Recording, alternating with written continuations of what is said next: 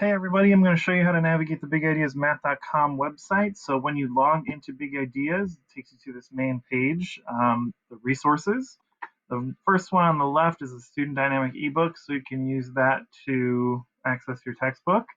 But I'm going to click onto the assignments category. You see there's a couple assignments in there already for us. So the first section, section 1.1, we're going to go into the assignment by clicking enter. Usually takes a minute to load. Then I click start. So there's different types of questions. So we see this first one says name 4 points in the diagram. And so I see point A, point B, point D, point E.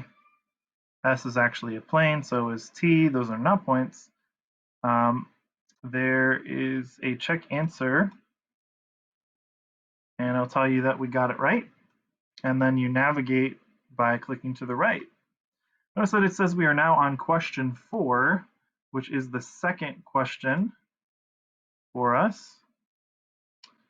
And I want to show you, okay, we've made one question done, but I'm going to go ahead and save by clicking on my name and click save. This is not a Google Doc. You will lose your progress if you do not periodically save. Some people save every question, some people save every few. Whatever works for you is good. I'm going to show that I can navigate question to question like this. Okay. Now I'm question 14. Here's a different type of question. Name two pairs of opposite rays. EA or ED has an opposite ray of EB. So EB is an opposite ray, and so on and so forth.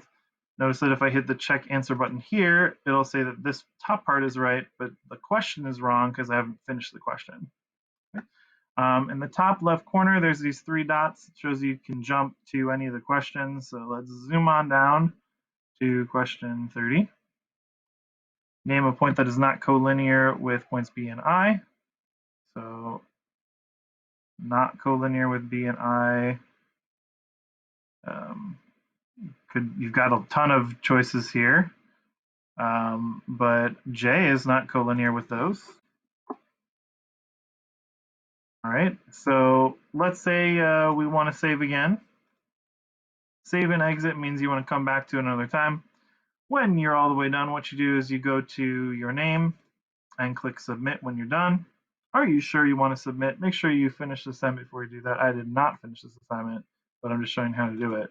You click submit and it'll tell you how you did. So I answered 2 questions correctly, 33 incorrect with an overall score of 5.7%. And we can click return to assignments. That's how you do it. I'll see you next time.